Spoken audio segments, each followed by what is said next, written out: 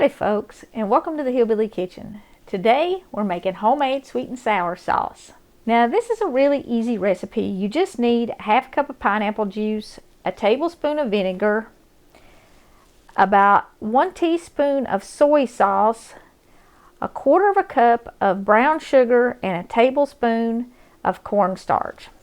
And we're going to take this over to the stove and get started. I'm just going to combine all of my ingredients in a pot and heat it over medium heat. You do want to get your cornstarch completely dissolved in your pineapple juice before it starts to warm up, because if you don't, you will have lumps of cornstarch in your sweet and sour sauce.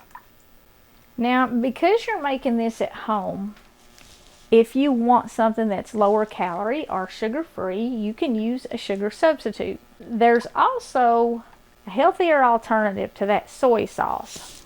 If you're making it at home, you can get this, it's made by Bragg. It's the same people that do the all-natural apple cider vinegar. It is liquid aminos. It's a natural alternative to soy sauce. It gives you the same kind of flavor, but there's nothing artificial in it, and it's completely organic. And if you're eating at home, you know, you might as well eat as healthy as possible. Now you'll notice here what we have in this pan is kind of a brown color. Well, even when it's hot, it's still going to be a brown color. The only way to get that bright red color that the sweet and sour sauce in restaurants has is to add food coloring to it. You don't have to stir this constantly, but it's a good idea to stir it quite a bit because it's going to get hot pretty quick. And if you don't stir it, what will happen is it'll develop lumps in the bottom of it. So just for the most part, you do want to stir it either fairly frequently or constantly. But if you got to leave it for a minute, it's not going to destroy it. You can use this as a dip for chicken or just about anything else. You can pour it over vegetables, rice, meatballs. You can also combine it with chicken and peppers and pineapples. If you used a can of pineapples and drained the juice off to make the sauce, hang on to those because you can use those and make some sweet and sour chicken and add those to it. It's only been cooking like 2 or 3 minutes and it's already starting to thicken just a little bit. Now you do want to heat it to a boil or really close. And once it gets that hot, the cornstarch will turn clear. The cloudy color that you have when you first mix it up is caused by the cornstarch. But once it's heated to that boiling point, it starts to get much clearer. And you can see now it's getting much clearer. The cloudy color is gone. Now we're going to keep that kind of golden brown color. And that's the color you're going to have unless, like I said, you add the artificial color to it. But I don't want to do that. I mean, I just don't see any need in adding stuff like that to food.